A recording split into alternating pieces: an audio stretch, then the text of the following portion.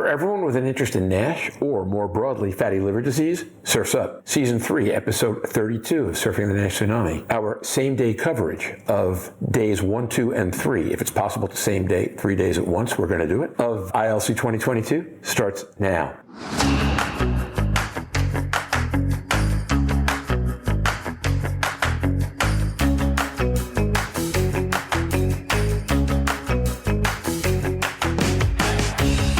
This week, roughly 5,000 hepatologists and hepatology stakeholders have gathered at the Excel Centre in London, England for ILC 2022, the first major liver meeting in 3 years with on-site attendees. Please join hepatology researcher and key opinion leader Professor Jarn Schottenberg, liver wellness advocate Louise Campbell, pricing and forecasting guru Roger Green, and today's guests, hepatology researchers, and key opinion leaders Drs. Zobair and Michelle Long, as they review some of the highlights and key issues of the first 3 days of this year's conference, right now, on this special episode of Surfing the NASH Tsunami.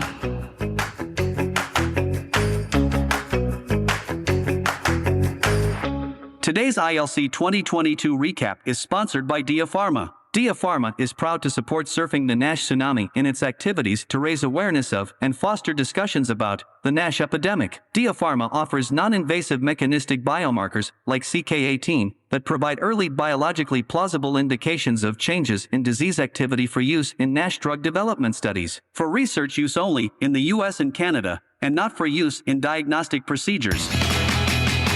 We don't need to explain all the fun that we've had with trying to get recording done here at the center, except, as you know, we didn't have an episode Wednesday night. That was in part the cavernous ceilings, in part the airplanes from London City Airport, which is about a mile or two away, flying overhead, coming in for close landings, and in part that we were trying to figure out how to use this new remote technology that we're going to use today and make work. So we never got an episode out Wednesday night. Today, we couldn't get space, we thought, that was quiet enough anywhere in this building, so we traipsed a block and a half to Jorn's hotel, where we tried to see if we could record there. I'm not going to go into all the permutations and perambulations, except Louise has told me that if I explain exactly how we did this, she's going to have to shoot me. And still couldn't get enough bandwidth. We came back here and we found out that they actually have something called the interview room downstairs in the basement. The only problem is the pantry is next door. Occasionally you will hear squeals of delighted laughter from employees as they are dousing each other with like milk or beer or who knows what. But other than that, I think we're good for as long as we need to record. We've got Jorn, Michelle, Louise, and Zobair with us this afternoon. Louise, I'm going to ask you to do something you really do well. I'm going to go on mute, and why don't you chit-chat and ask everyone how they're doing for a little bit. Hi.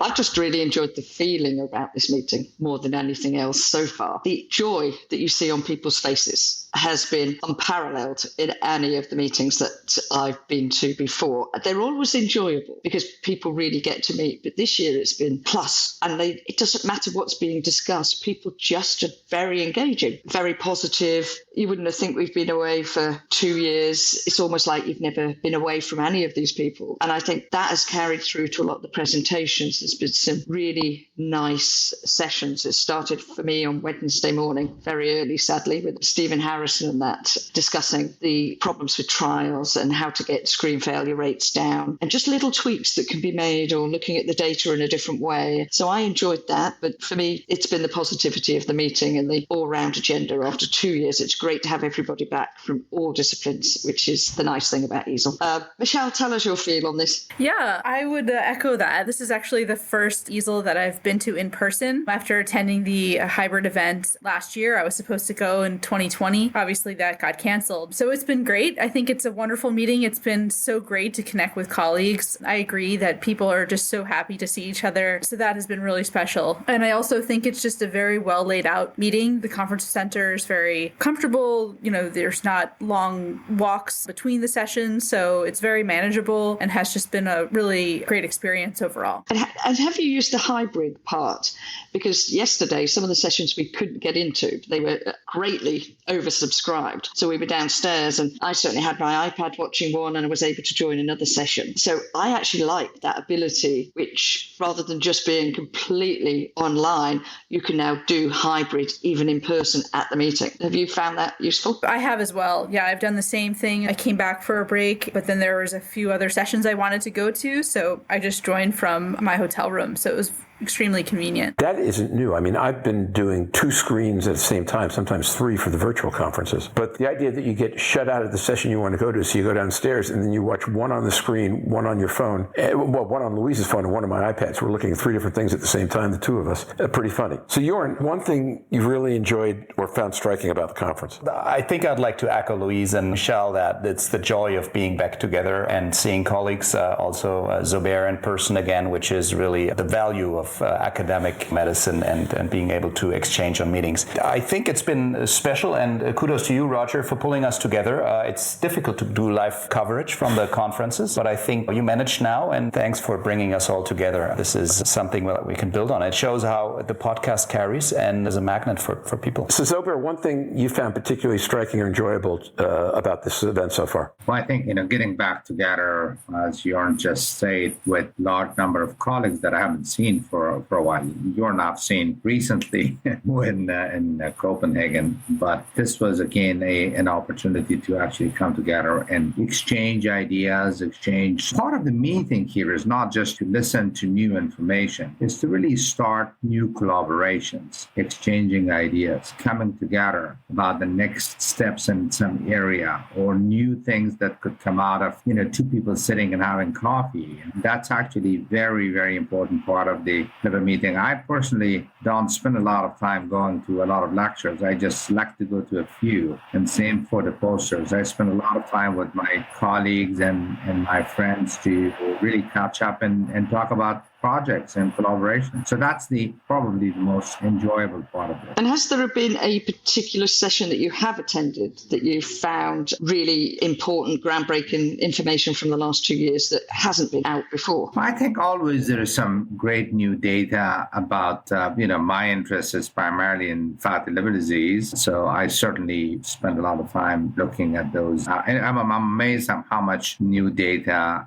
in terms of at least biomarker epidemiology and other things that came out. Now, there is positive data and effective treatment, but having said that, I think there is indications that we will have something in the future. But the key for us is to not lose the momentum of, having the spotlight and the attention on fatty liver disease, because we unfortunately were ignored for many decades by the hepatology leadership, and now it's all about fatty liver disease. So those are the sessions that I enjoyed the most. And Michelle, have you particularly found a session that you've enjoyed? I've been going to a lot of different sessions and taking it all in. I agree with Zobair. There's just been a lot of really interesting papers presented. That was by Maya Thiel. I was looking at the consequences of a screening program using FibroScan in the Danish population, which I thought was really interesting and sort of echoed sort of a lot of clinical observations that I've had as well. Basically, this paper, they offered screening to a general population through random mailings for people that, and the random mailings to people who had risk factors for fatty liver disease or alcohol use as well. So it was not just for fatty liver disease, but it was also for alcohol use or alcohol-related liver disease. And then they offered them a liver screen, and they looked at their follow-up based on surveys, even in a subgroup up to 2 years out from the screen, and they looked at changes in behavior. And, obviously there's a lot of challenges with doing a project like this, which I thought were very well described, but having that hands on the patient and giving them that information about the status of the liver, in particular, not only for people who had increased liver stiffness or increased liver fat, but even those that didn't, it really did result in alterations in behavior to adopting more healthy behaviors, alcohol use behavior and physical activity. I thought that was really interesting and definitely something that I see kind of using FibroScan as a part of that motivational interview. And it was nice to see that shown in a systematic way. I think that was presented in the alcohol section, not the fatty liver section. And I think there was a cohort of 1,500 patients in the alcohol and 1,473 or something like that in the NAFLD. But the interesting thing was that was one intervention, and how much it changed people's behavior 6 6 months down the line. My take home for that was, if we do that with everybody, we can pick out the easy ones to turn around. We can then do it in 3 months' time, pick up the next set. We can then pick up the next set, and we will then be delivering who definitely will need the drugs and who doesn't need the drugs, because they just need that little bit more input. So I thought that was a fascinating piece, because obviously I talk a lot about the power of the intervention. FibroScan for me is not just a diagnostic, it's actually a potential treatment for a lot of people. And that was the strength of that she sort of showed. Today, that was followed up in the nurses session by just measurement of CAP in people and how it turns around people and what the effect was 5 years after, which I'll come back to a little bit later. Yeah, I think the key is about raising awareness about this disease. And as a part of that is to really intervene in what I sort of call behavior change that becomes sustainable. So you certainly can use one of these tests to motivate folks to actually do something about their disease. We historically used actually a liver biopsy to do that, either a threat of a liver biopsy or the finding of liver biopsy. So that was actually quite effective for some patients when you say, well, if you don't lose this amount of weight in the next 6 months, you're going to have a liver biopsy. That was effective. So I think that actually the team is really an interesting observation that may be a way to utilize some of these non-invasive tests. In general, everything is focusing on one sort of area. What are going to be the easy tools to use to risk stratify patients, to identify patients, to make it easy for primary care providers to then use those tests? And there is actually a study that Quentin Anstey presented yesterday that looked at FIB-4 in a primary care setting from the United Kingdom, showing that FIB-4 can actually predict prognosis, mortality, as well as cardiovascular event and liver event. Why is that important? Well, it's important. It's nothing novel and new, but it actually is confirmatory in different populations. So there is a huge VA study that shows FIB-4 is very good in terms of predicting outcomes. We have published from enhanced data set from population-based data that FIB-4 can predict outcomes. There is tertiary care data from different academic centers that suggest FIB-4 can predict outcomes. This was from a primary care setting. This is now putting a portfolio together about the use and the utility of FIB-4 at the front line in the primary care setting. And I actually think that FIB-4 should become a part of electronic health record of a lot of health systems, and it should be a quality indicator. And in fact, we should push it. Now we have the evidence to recommend to the Medicare that it should be similar to a creatinine used for patients with diabetes. You have to do it, and if you don't do it, you are actually missing a quality indicator. Same thing. This is a liver complication of diabetes, and a FIB-4 should be done easily, actually adaptable to electronic health record, and then making sure that those that are at quote-unquote higher risk FIB-4s to get linked to the right care. I think this is where we need to sort of move that. That will do two things. It will push the providers to become more aware and do something about this disease, but it also actually motivate, similar to a transient elastography, motivate patients who have quote-unquote a high FIB-4 score to do the lifestyle intervention and to do the things that we are asking them to do, but we're just telling them that they have fatty liver disease and they're not paying attention. So what? I have some fat in the liver. Well, if you tell them that you have this disease that has this score that is high, that has been associated with bad outcome, including mortality, from liver or heart and other things, then you get patients' attention. Yeah, I completely agree with that. And I particularly agree with the fact that we need to have this as part of the quality indications. Right now, a lot of health systems have a lot of roadblocks in terms of incorporating the FIB-4 into the healthcare EHR system. And there's really, and at least my experience has been, and talking to others as well, that there's just a lack of motivation to incorporate these types of tools, despite the fact that they are helpful. But I think if they're linked to a quality measure, in particular for patients with diabetes, then I think we'll see a lot of those barriers decrease and it'll be a lot easier for providers. I couldn't agree more. I'm mindful that one of the real seminal events in the uptake of statins was when Quest and LabCorp changed their coding criteria so that to get a red mark that your cholesterol was too high on a lab test wasn't like everything else, which is 2 standard deviations from the mean, but was in fact a fixed level that was too high. All of a sudden, sudden 20, 25, 30% of a doctor's practice was being told it was too high. The doctor had to react differently, and patients were getting feedback that something was wrong, whereas previously that wasn't the feedback they were getting. So the other thing I like that you said about FIB-4 is that in the context of EHR is Louise points out, and probably has while I was moving the computer on this podcast, that one of the things she really likes about FibroScan is that the time to reaction is immediate, right? You go to the doctor's office, you get scanned. You don't have to wait for results to come back. It's right in front of you. And there are now devices that compete with FibroScan where you literally can look at your liver on the screen while they're doing it. With a blood test, you wait a week, and then you get a phone call. And the momentum of the moment, Zobair was talking before about momentum in one sense, the momentum of that moment is lost. But if you go see the doctor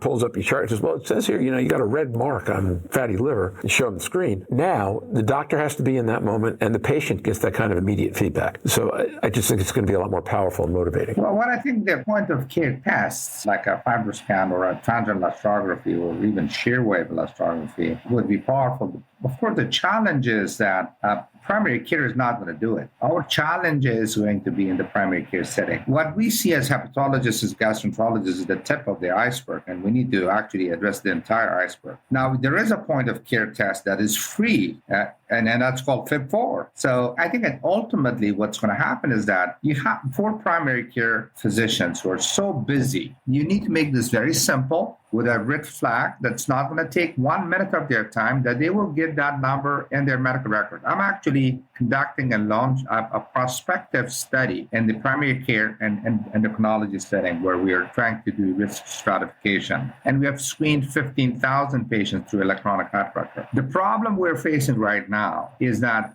a small percentage of these patients even have a liver enzyme test done in the past 3 years so that you can calculate a FIB-4. So if I can convince them that this is an important disease, and all you have to do is to get a FIB-4, a liver enzyme test done, and then FIB-4 would be calculated, then I think what they don't want to do is to get stuck with trying to figure out, now, is transient elastography score of 8 kilopascal versus 10 kilopascal, what does that mean? I think once you get to transient elastography and to an ALF test, for example, a serum test, then that becomes either a very sophisticated primary care with an interest in fatty liver disease, an endocrinologist with an interest in fatty liver disease, or it's going to have to come to gastroenterologists and hepatologists. Unfortunately, that's the way, and it should be that way. Because once you start having indication of coronary artery disease, the management of that, actually, yes, you can do certain things by primary care with statins and this and that, but there is going to be sort of the other part of the multidisciplinary team, which includes a cardiologist or a kidney and a nephrologist. So that's sort of where we're going. The only other point that I'm making is that this disease is very different from what we hepatologists have been used to, which is that liver disease, your primary care is referring to you, it's a virus, you're going to have to cure it, and then I don't want to see that patient unless things are fine. This is a disease that we have to manage with care pathways that is going to be delivered to a multidisciplinary team, and hepatologists must become very comfortable to work very closely with the diabetologist, with the cardiologist, with the nephrologist, with the diet and nutrition experts to bring that team around the patient and really deliver patient-centered care. I agree with that. And I think that what you've hit on there is really important, because I've been to a few sessions where they've talked about primary care now against what it was before the pandemic. Whereas they were seeing 18% of virtual appointments or telephone calls, it's now over 50%. So their whole demographic and the workload has changed drastically in primary care. I'd love to see FibroScan in primary care, because for one reason, we cannot deal with it in hepatology. We send about 90% back. That is blocking the pathway for the real patients who we need to find in there. And can we screen that out with FIB-4 first, with a serial test? Or there's an oral or an abstract that's about questioning FIB-4, particularly in diabetes. As you get a higher BMI, it's less intuitive, and to use FibroScan first. So there's all sorts of discussions here, and it's great to see so many non-invasive tests being discussed in the posters, because pre-pandemic, that wasn't the case. It was all biopsy-centered. We've got to write those pathways. We've got to make them clear to follow. There's got to be a mix of how do we get the right patients to hepatology, because liver disease has increased with increased alcohol, with increased diet during the pandemic, but they're buried in the amount of overwhelming referrals we're going going to be receiving. So we've got to triage them somewhere other than secondary and specialist care, I suppose. And I think that absolutely we've got to be doing FIB-4 as a metric. There was a GP who also said on the podcast here and in other sessions, GPs are incentivized and they look for what they're incentivized for. Making that an incentive is definitely the right way about it. So I think when you look at the purpose of a test in different setting, in the primary care setting, you have to have a high negative predictive value to exclude advanced fibrosis. And FIB-4 has as good as any others. In the subspecialty sort of setting, you need to have a higher positive predictive value. And that's been what's missing. And the positive predictive value can only really be maximized by sequential tests, FIB-4 followed by an alpha or by MRE or by, transient elastography. I think that's where we need to sort of figure out. I'm skeptical. I'll just be very open that putting a transient elastography machine in every general practitioner office would be useful or used. First of all, there is not enough machines that will go out there.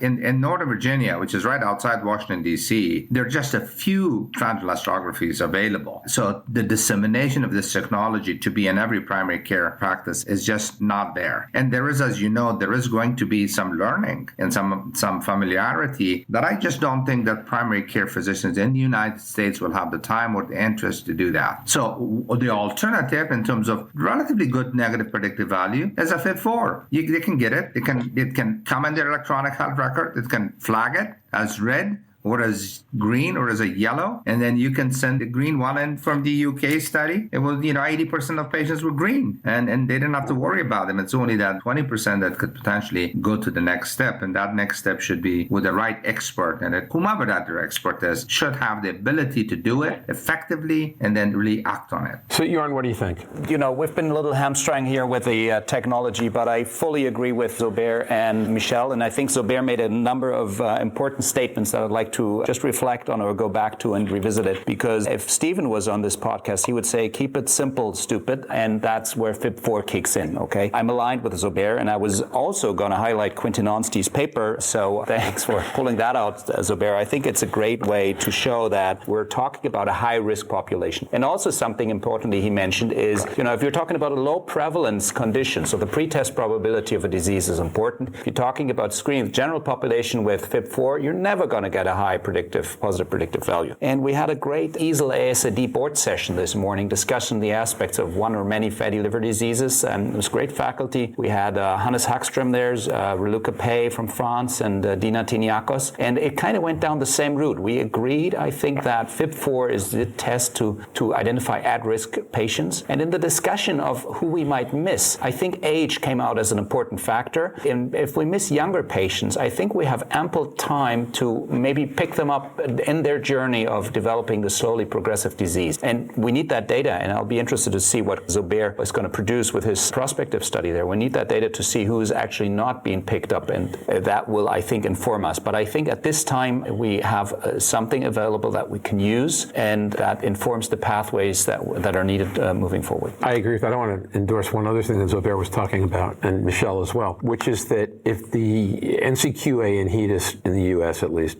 don't make this something that has to happen, it isn't going to happen. Back in B school, back in the 18th century, they taught me that people do what's inspected, not what's expected. And right now, the net result of the quality metrics is it decides what people do. So I hit an age barrier in my life where my GP, who'd been seeing me for 10 years, immediately said, I think you need to see a cardiologist. And the reason was because on a scan for an extraneous reason 7 years ago, the radiologist had seen some sign of cardiovascular plaque. I went to the cardiologist. The plaque was literally a pinprick on my artery. And I could hit a Concept 2 rowing machine for 5K 2 minutes faster than he could, and I'm 20 years older than he is. But my primary care guy, got his checked box because he saw something that said coronary plaque, and he sent me to a cardiologist. That, Zobair, is I think what you're talking about when you said we can only get primary care to do so much. Yeah. But that's exactly right. Turn FIB-4 into the hit a bar, get a pellet, make FIB-4 the bar, make the quality measure the pellet, and then know where to send people, and that sounds about right. Exactly. I mean, if we can convince them, and I think we have now the evidence portfolio. This is all about evidence and convincing primary care. The task force for a lot of these things in the United States for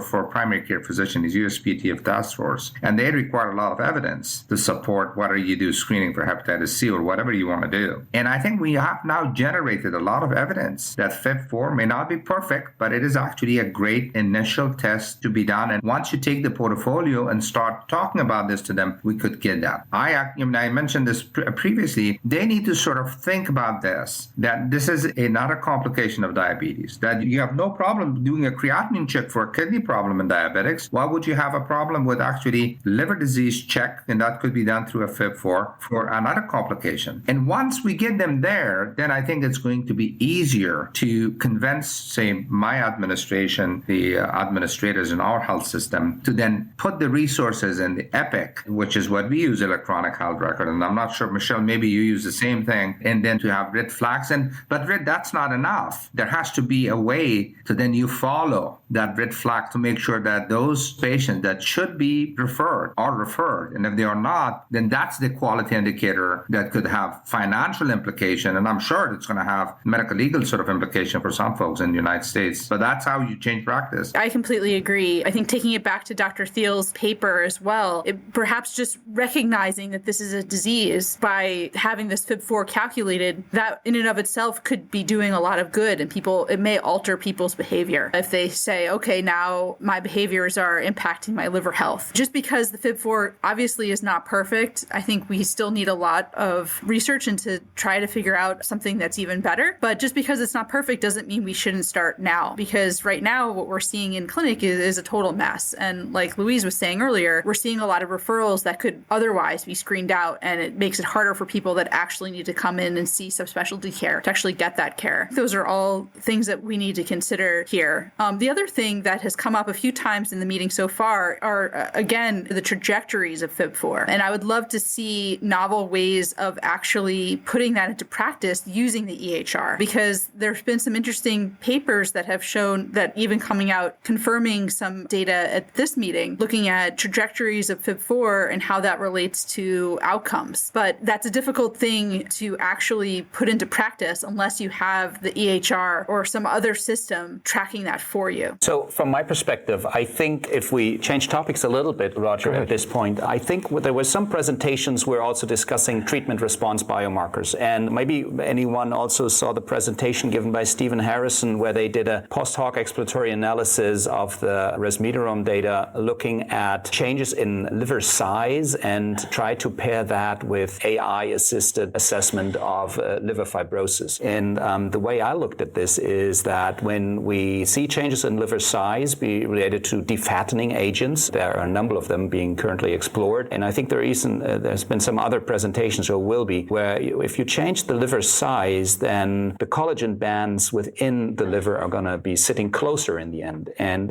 if you use AI and not a pathologist's eye to assess, let's say, band width or band distance, this is something that comes up. So I found it was an interesting concept to start pairing liver morphology or the size of the liver with then something that a machine-assisted histopathological reading could assess. And I'd just be interested to hear what the colleagues think of that. And it gets more complex. I think, on the other hand, AI-assisted assessment is useful, and there might be more things that are missing in the equation, was my take-home on that paper. Out of fondness and respect for my colleague Jorn, I got up at 7 o'clock this morning to go to a session he was moderating. It was a sponsored session for HistoIndex, but they basically were showing some of the same slides. And one of the interesting points that came out of that conversation, of course, HistoIndex is intimately involved in histopathology and better uses of it, was that particularly second harmonic convergent histopathology and NITs serve different purposes. You know, that NITs can tell you a lot about collagen burden, but they can't necessarily tell you a lot about the structure of collagen within the liver. The traditional pathology can do that, but there's all kinds of variability around it, and some of the metrics aren't good. But when you then slap AI on that, you can see some clear and consistent patterns in terms of what happens even within the same fibrosis level that tells you that the patient is improving. And you then can take those two pieces and put it together.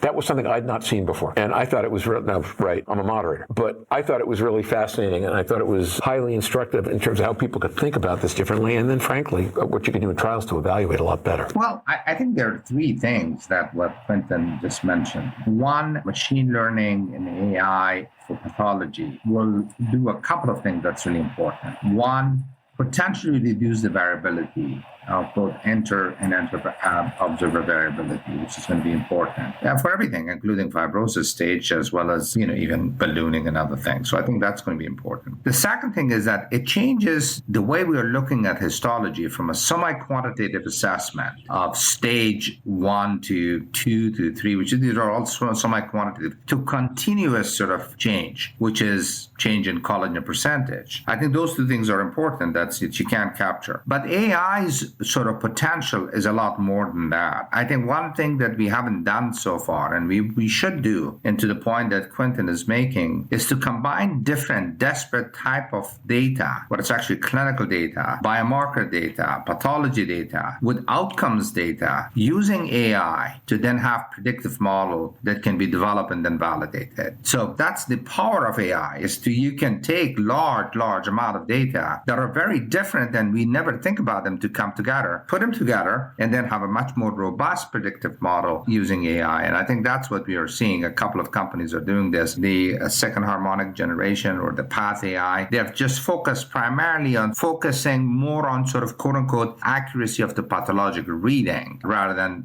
other things. But as Quentin said, there is going to be better things that then could come out of this in the future when you have a better non-invasive test that could replace liver biopsy in 5 years, but you still will need to use AI to more accurately predict outcomes. So let me note, Jorn has to step away in a couple of minutes to go upstairs and be part of the General Assembly. I think Michelle might have to step away in a few minutes also. So let me, and Zobair, Louise and I can stick around. Lots of other stuff to talk about for a bit if we can. But closing comments or thoughts from each of you on anything that we've not touched on in the last 45 minutes that was a big or striking thing for you in the last couple of days in this meeting? Well, I think it's great to be back in person and exchange and just get more of the vibes of the meeting. So I enjoyed that tremendously. Something we haven't discussed yet, and I'll hate to mention this and step away and not being able to hear what Zobair says about it. In my discussions at different levels, I felt that the quality of life aspect of non-alcoholic fatty liver disease for patients is something we have to continue to look at, because as long as we're studying surrogates and we're not quite there yet to look at outcome studies defined by, overall mortality or liver events, although we're seeing some more in the compensated cirrhosis studies being set up, until that, the quality of life aspect and the improvement of quality of life for a single patient, I think, is something very valuable that as a clinician we also need to respect, and I think it's important for the programs we're seeing. Okay, great. And if you need to jump. If you can unjump, text me, and if we're still here, come on back down. And thank you. It was good to see you guys, and we'll follow up. And I'm glad you're able to be here with us. I'm glad we're able to make that work. Okay, Michelle, thoughts? I agree. And I also think one thing that I've been struck by was just sort of the eagerness of people to meet together and to form collaborations. Everyone is interested that I've talked to, what are you doing? What's going on? How can we work together? How can we move the field forward with our various resources? So that's just been really strong, the strongest sentiment that I've felt. And maybe it's just because we've been away from each other, but I think people are very eager to work together to solve these problems. I think that's part of it. An observation that Stephen had a couple of weeks ago on podcast is, to some degree, people had to come together because the old way wasn't working and we weren't making a lot of progress on some of the questions that were stymieing everybody independently. And typically, a lot of what he was talking about was drug development, but typically when that happens in pharma, people stay in their silos, they never share their data, and everybody makes the same mistakes over and over again. Here, what's been special are things like Litmus and Nimble and Goldmine and Nail and IT, that a sharing of data to converge around the really big issues that no one company could get at on their own. I think that just sets a whole different tone for everything, personally. And Michelle, if you have to jump. Do you have any news you want to share on the way out the door, by the way? Yes, actually. I am delighted to share that in a few weeks, I'll be joining Novo Nordisk to be the International Medical Vice President for NASH, working with a Copenhagen-based team. So I'm very excited to transition to this new role and hopefully continue to have strong collaborations with my friends in academia. Congratulations. Congratulations. That's fantastic. Yeah, congratulations. Very, very exciting. Thanks. So let me go back and address something that Quentin said, and then I have some other things that I can talk about too. Quality of life, primarily what we call patient-reported outcomes, has been something that's been ignored in liver disease until recently, and I think it's become much more important. I was actually giving another seminar, not related to EASL, a global seminar on an important PRO, which has to do with fatigue in patients with non-alcoholic fatty liver disease. So what's actually interesting is that when you look at fatigue, it has has impact on patients' quality of life. So patients with fatty liver disease who are fatigued have terrible quality of life because it's a driver of quality of life impairment. It has important clinical impact, meaning that we publish 2 papers now. One is completely published and the other one is actually in peer review. That patients with fatty liver disease who are fatigued have increased liver events, complications. So it's a predictor, and that's independent of everything else. In a second study that used an Haynes data set, we are showing that patients with fatty liver disease who are fatigued have higher mortality. That's not new in other diseases. So in other diseases, individuals who are fatigued have actually poor outcomes. So that's actually PRO outcome affected by fatigue. Second, fatigue impacts clinical outcome. And third, fatigue is a driver of unemployment and also a driver of work productivity impairment, meaning that when you're at work, either you don't show up to work or you have presenteeism, meaning you're at work and you're not functioning. So there is an immense indirect economic burden related to fatigue, which is a PRO in patients with non-alcoholic fatty liver disease. So inclusion of patient-reported outcome in studies of NAFLD is going to be critical because it is actually an important component, and especially in clinical trials of NASH, it would be absolutely important to include it. Zobair, let me ask you a question. From back in my pharmaceutical marketing research days, it was very hard to get anybody to pay for or value a PRO around fatigue or that kind of thing, in part because insurers didn't accept that presenteeism really mattered. They didn't know how to really do the math on it, and employers were pushing them for lower cost, not for more complete service. And people were having a hard time getting but the most enlightened employers understood the concept and pushed it, but most didn't. Is that the lay of the land now, or has it gotten better, or is it worse even than I said? And how do you think we make progress in getting the people who will benefit from that economic gain to accept the idea that we're actually doing something good for them by doing it? Well, there are 2 things. One is that it depends on who's the payer. If it's a governmental payer in some part of the world, they better pay attention because that's going to come out of their pocket.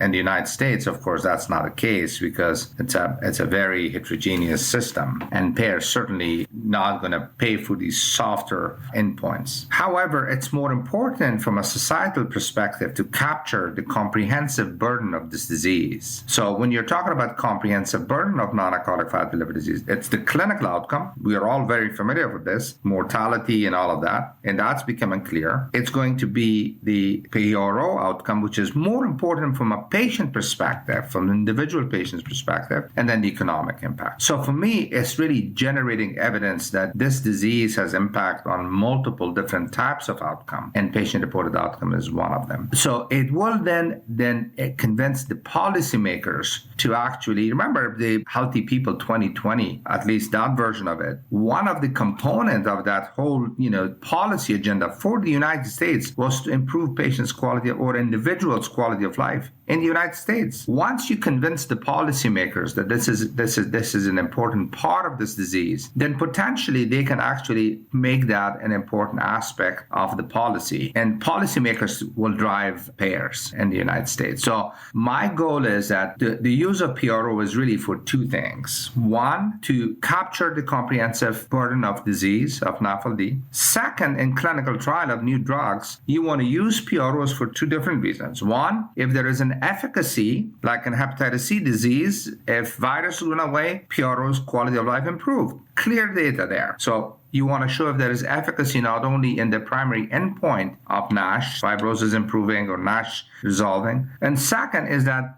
the side effect profile that you have is not going to impact patients' quality of life. Now, patients may have some side effect from the drug, but it may not have an impact on their quality of life. That's a very different sort of scenario when you have a drug that has side effects and has a profound impact on quality of life. So there are multiple reasons to include patient perspective, which is through PROs. At this point, I would say that if I have 2 drugs, both approved, the cost of one may be slightly more than the other, but the drug that is slightly costly has improvement of PROs and the other one causes worsening of PROs, then I know as a physician which one I would actually recommend. Okay, so Louise, you live on the other side of the pond, different economics, different system. How does all that work over here? in your mind? I don't think it's that much different. What we've seen recently in, I think it was the EASL Lancet report last year, was that working life, poor liver health and liver damage and liver disease is now the second leading cause of working life lost in Europe. And it leads to Donna Cryer's message with GLI of liver health is actually public health. How many industries could we go into using PROs that we've got from a NAFLD population to streamline questions and get out of their populations who may have poor liver health? Because ideally they would similarly score on the same metrics. There was a PRO presentation today that showed quality of life was severely affected just on liver fat, not even stiffness related. And yet we talk about targeting drugs that only address F3, F4, yet the quality of life is a significant factor. But the question that was posed, which they couldn't answer at the time, was once you tell somebody a diagnosis, you automatically affect the quality of life. And there's been several hepatitis C studies where they asked them to fill in the questionnaire before they told them the diagnosis against after, and the difference that shows. So once we get anybody into a medical pathway, on the whole, quality of life deteriorates. It's just a given. So is it going to be harder to tweeze it out in the working environment? I don't know, but I really would like some major companies to have a look at quality of life within their staffing, or even look at liver health as a potential cause of their poor metrics. Industries that I would think of straight off would be construction, truck drivers, mining, where we've seen a rapid increase in hypertension, cardiovascular, and type 2 diabetes in those industries for poor quality of diet. They get access to poor foods or subsidized foods in mining, fly in, fly out. If I think to Australia, for example, or oil rigs in a UK setting, there's really lots of things that Zobair hits on a nail on the head there, is that poor quality of life is a major factor for all of these patients. And if we can turn that around, that goes back into society in a positive way, a cost-effective way. So I would certainly agree with the premise that a slightly more expensive drug that turns around quality of life better would be something that I'd advocate for. I think patients would take that. Whether NICE, who work on costings, would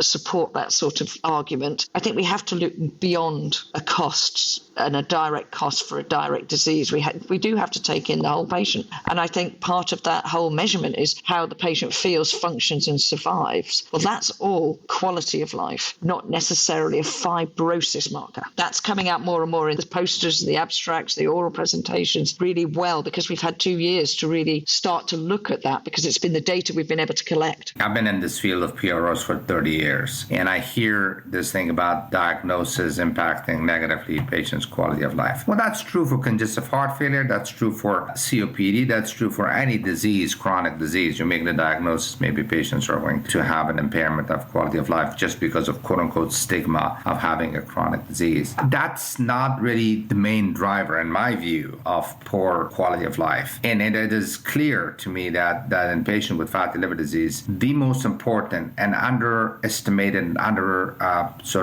appreciated symptom is fatigue that drives a lot of PRO impairment. So I think it's going to be important. One last aspect of PRO that's important, that's the utility assessment, which is basically needed to do. This is where payers are going to have to be interested, because without quality of life assessment, you're not going to have any Q5D, which is a utility score, to do your cost-effective analysis, to get QALYs, which is quality adjusted life years, that you need to actually have to see if this is actually cost-effective, a drug or intervention from a societal perspective. So there are multiple reasons to do it, and I'm very encouraged that most phase 3s now, except for a few, are including PROs as an important endpoint. I hearken back to how much smarter we are about the disease than we were 3-4 years ago, which was the first time I set foot here. I heard the comment, I've been saying this for a while, but I heard the comment from people that I don't even believe listen to the podcast, that they've come to think about the idea that we may be in a better place than we had been if we had approved drugs 3 years ago, in terms of how it's forced us to operate and what it's allowed us time to learn, and that we're not thinking about what goes around in affects our backbone, et cetera. I don't know that,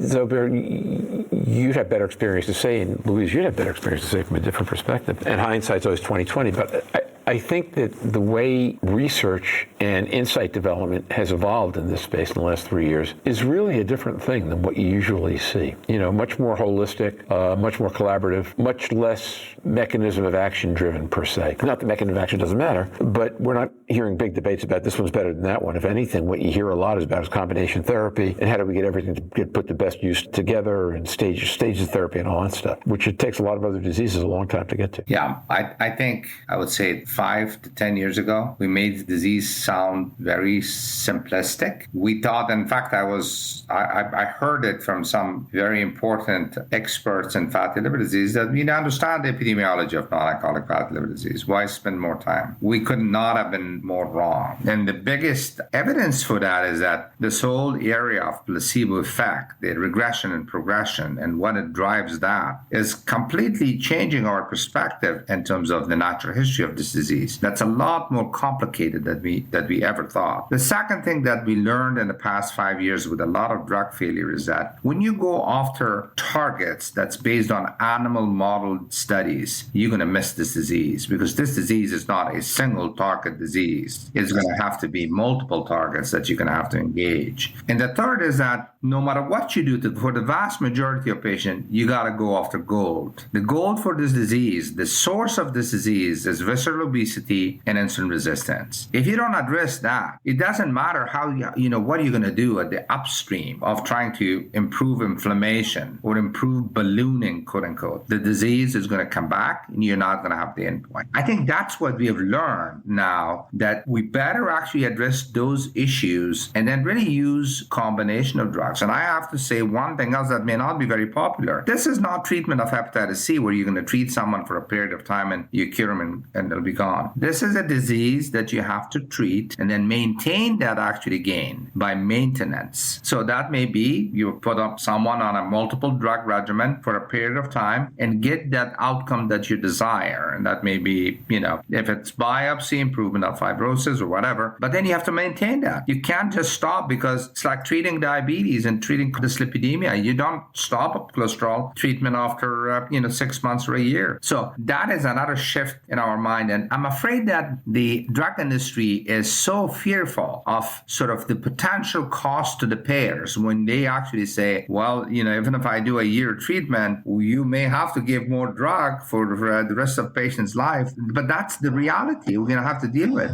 because this is not a virus to cure. This is going to be a condition to be managed in the long run. I agree with that with one caveat/question, and we're going to post this in audio, not video, so I'm telling the audio people that Louise was nodding yes as you were speaking. I guess my question is this. A good friend of mine was taken off her antihypertensive meds by her physician last week after being on them for 7 or 8 years because she dropped 75 pounds and started walking 10 miles a day. So to the degree that this is a lifestyle disease, or that for some patients it's a lifestyle disease, first of all, I don't think there's such a thing as a NASH, or whatever nomenclature you use. There are several very different diseases and etiologies kind of tied up together. But for some of them that are driven more by lifestyle activities, I'm not going to say choices, you can make a choice to change your lifestyle. And in that population, I would suspect that there are going to be people who can go drug-free over time, even if they needed pharmacotherapy for NASH or for obesity as part of how they started to get after the issue. I don't know how often that'll happen, but certainly it will happen sometimes. Well, if you look at sort of long-term studies of weight loss and look at sustainability over 5 years, and there some of these are diet-related sort of weight loss with effective weight loss, the Cochrane collaboration sort of studies, and you follow those patients in long-term for within 5 years, only 16% of patients, actually 15 to 16%, can maintain and sustain that weight loss. So I think if you do get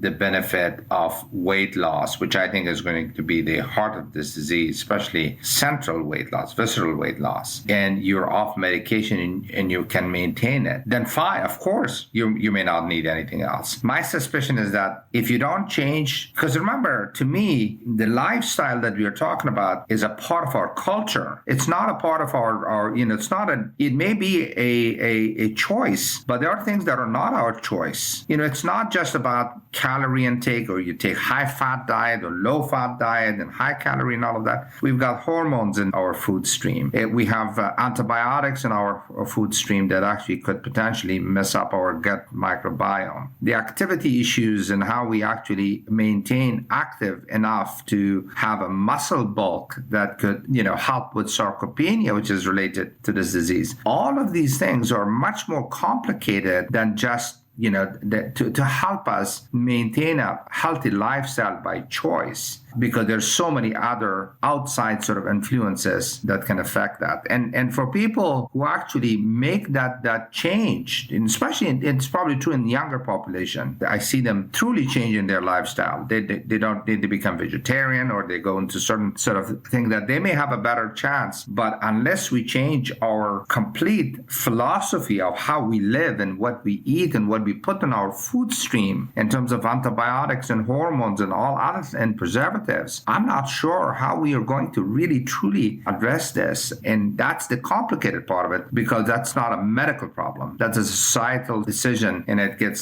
certainly above my pay grade in terms of what would be effective to address this. It's such a complicated politically issue. That's my sort of second guessing of the fact that a lot of patients will actually achieve the efficacy that will be sustainable. I'm a little bit cup half full there, and feel that unless we change it dramatically, people are going to just go back and revert to their environmental clues that basically pushes them into this lifestyle. We know that. I think that's right. At least in the States right now, not to get into capital P politics or even small p politics, but we're at a point where people have a very funny definition of rights. The moment in my life, Zobair, where I understood how bad the problem you're talking about was after my first cancer diagnosis. I went into a patient support group, and the tumor was melanoma, so, men and women. But a lot of the people in there were women, either because they were women who were the patient, or because they were women trying to get their husbands to take the disease seriously. And my very least favorite comment, probably from the entire year of 2011, was a woman who said that she couldn't get her husband to understand that you don't have a God-given right to eat fried green tomatoes with bacon 3 times a week. And his attitude was, if he wasn't free enough to do that, life wasn't worth living. And this was a guy who was probably going to die because he made that choice. Now, we've seen that really writ large in the last couple of years in the States. The other thing, Roger, if you remember in the LiverCONNECT in the past year, we talked about another very important issue, which is health disparities in lack of quote-unquote healthy food or healthy activity in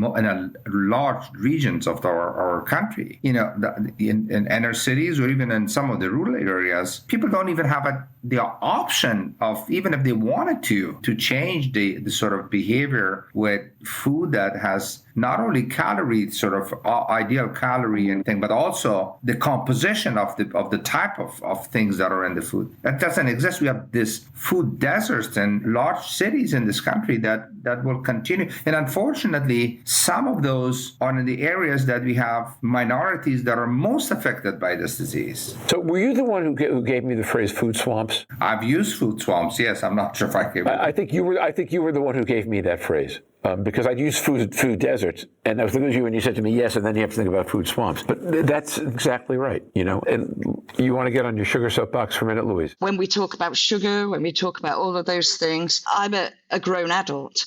I should have the information to make my choice, and that's my right. If we don't have brands out there showing the details, showing the calories, showing what it can do to you, then we don't have the information to make an informed choice. That's the key to me. I can eat unhealthy foods and maintain my internal health, but I need that information. I need to be able to have it regularly checked. I need to be able to access assistance and help where I need it at the right time, because I think it's been key when we talk about liver disease. We talk about a slow progressing disease, that when we get to NASH, we've missed multiple opportunities, but it doesn't mean that we can't turn it round. It doesn't mean that we can't give information and dip in and dip out, because we have to live our life. We have to enjoy it, and we have to have decisions. And we've learned more in the last 2 years, somewhat because of the pandemic, and people allowed to do different types of research, quality of life, different metrics that we would have never known about fatty liver liver disease if we hadn't had the opportunity, sadly, of a pandemic to do that, but also because we've learned so much from hepatitis C and how we can channel our resources. For me, it's about information. It's about, is it about a sugar tax, or is it about a combination of societal measures to help people make better choices, not perfect choices, but also show them the power of a good choice? Because we've seen the power of a bad choice. It causes disease, it causes problems. So now we maybe need to counterbalance it by showing you more the good choices and how this personally makes you feel. Because going back to tiredness and lethargy being a real important quality of life measure, it's the one thing people, when they remove their liver fat, say is impacted most. I didn't even know I felt unwell. I feel so much better. I've got more energy. They're phrases that come out regularly when people start to defat their liver. I can get on my soapbox about sugar tax today, but it's a slightly caveated thing on personal choice and what we're allowed to do and what we're not allowed to choose from. I agree. I think it's about knowledge, access to the spectrum of things, and then, people have choice of what they want to choose. And we see this in every aspect of the society, but lack of knowledge and lack of access to potentially healthy lifestyle is part of the problem. So if we provide that, and then folks actually, despite the knowledge and despite the fact that they have access to good food and good exercise and activities and everything else, choose that, then I respect that. It was interesting when we were listening to that last presentation today in the plenary session, second plenary session about high-fat, low-carb diet and being quote-unquote more effective. This at least showcases one thing, that we have somehow over the past maybe 50 years, we have focused on sugar and somehow reduced the negative impact of sugar, and we focused on quote-unquote fat and somehow made it the evil part of the diet. And that probably is not always true, and I think that's what you're also saying in terms of the sugar content. I do think that this disease is primarily driven by the total amount of calorie, the composition of food, but also the amount of sugar rather than really fat. But I also don't believe that we have the data to say that a diet that is full of fat would have a benign long-term outcome. Now, one caveat is that she actually qualified that and say that this is good fat that she's talking about, meaning fat that comes from eating avocados and other things. And that's different. I think that message. So in the press conference, as you know, she was asked about chocolate ice cream, right? Yes, she was. We were both there. It was, and I think that's really interesting to make sure that becomes more clear. That it's not about just high fat diet. That's about high good fat diet and low carb. That message needs to be emphasized. I think that's key, because I've seen a few people recently who've been told to try the high fat, low carb diet, and they've stuffed their livers with fat because they have just gone for the wrong fats. It's like, oh my God. But I've also seen the opposite, somebody who's gone for good fats, but is having a bottle of olive oil a week. Now there's 4,000 calories before you even eat food.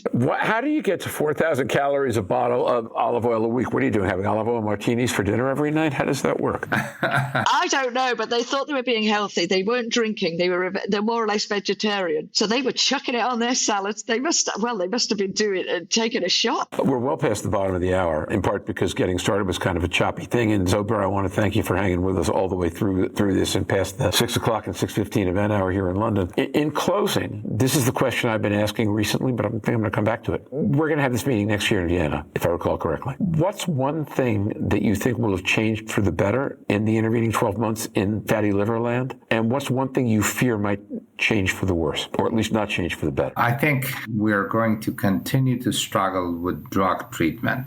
I think maybe there will be a drug that's going to be approved. I hope there will be one. I think we will have probably a better way of risk stratification. What I'm also hoping is that the societies are going to come together and really help raise awareness of this disease in a year. I think that's where Jeff Lazarus, his efforts are very commendable that he's doing. So I think next year is going to be, those are my sort of at least optimistic views. I like EASL and the International Liver Congress. It's one of my favorite meetings because not only you come and meet people, but it's also very clinically practical issues are discussed. Not only good scientific, but also practical issues that makes it very attractive. And of course, it's in Europe and in beautiful cities. That goes without saying. Well said. Louise? I agree with that. I think we're all going to be coming together, and we're seeing it now, that collaboration. I'd like to see by next year a few more ideas on generic frameworks that could work, that we can follow. The FIB-4 we've discussed earlier, but how do we fit that into the framework that can be carried out around the world? Because we've got to go somewhere with the evidence. We've got to go somewhere with the research. And one of my big fears from sometimes when we do these meetings is that we keep it within the meeting. We see lots of things published, but unless you pay enough to get to the publications, you don't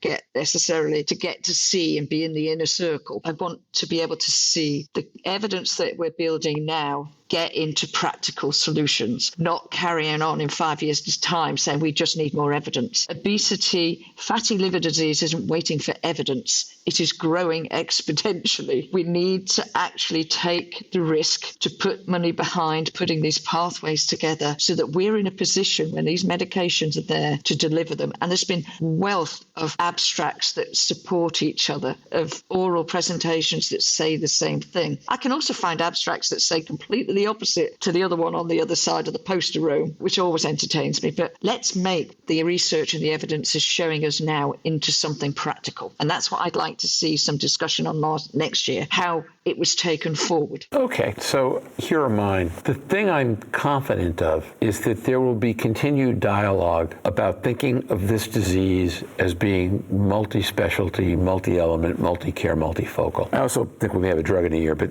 that one I'm more confident of, the focus of treatment. What I'm hopeful of is that instead of having 5 different organizations, maybe 8 by next year, with different guidelines for how do you do a clinical care pathway that look similar but aren't identical, that we can converge on that issue as well. Because it's not that the whole world has to do this the same way, but if we do, we will learn so much more, so much faster about how to do it right. And that will be one place to take all the collaborative spirit of the last couple of years and do some really good things with it. Resisting my normal temptation, which is to talk about drugs or diagnostics. I also think, by the way, we'll make more progress on NITs in the next year. I said absolutely, yep. Looking forward to it. And Zobair, I actually believe we'll make progress on FIB-4 and getting it accepted. We probably will have some data there. Well, from what you said earlier, my guess is we'll have a bunch, and that'll be a good thing. Thank you so much, my friend, for staying with us for this time. And Louise, thanks as always for everything. Tomorrow, I'll be flying home, but Louise will be here with Mazen Noureddin and with Jorn and with Ian Rowe, and I think there's somebody else, but I can't remember who it is. And then we'll be back on Wednesday with the wrap-up episode. So everybody stay safe, surf on. There will be no business report tonight,